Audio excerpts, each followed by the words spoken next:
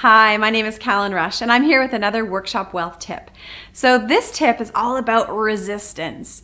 And what I mean by that is you're always going to have people in your workshops that are at some level resistant to what you are offering.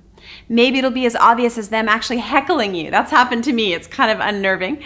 Maybe it'll be as subtle as someone simply kind of looking at you sideways and crossing their hands or their arms in the front row, kind of making you work for it.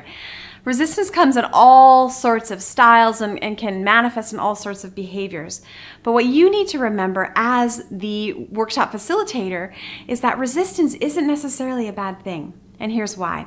Oftentimes, resistance is just a sign that your information is starting to push up against some belief systems or some survival mechanisms that that person has held on dearly to.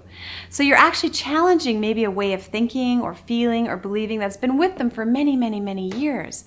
So again, it's natural that they're going to kind of like, wait a minute, this has worked for me for so long, and now you're asking me to let go of something that's actually kept me safe. So be compassionate when people are resistant. Explore it, ask them more about it, give space for their resistance as opposed to being resistant to their resistance. And what I've also found in my over a decade of doing this with many, many thousands of people is that oftentimes if you're patient, if you're compassionate, if you're curious, and you really open up the communication about what that resistance is about, your number one most resistant person in your audience will become your number one fan.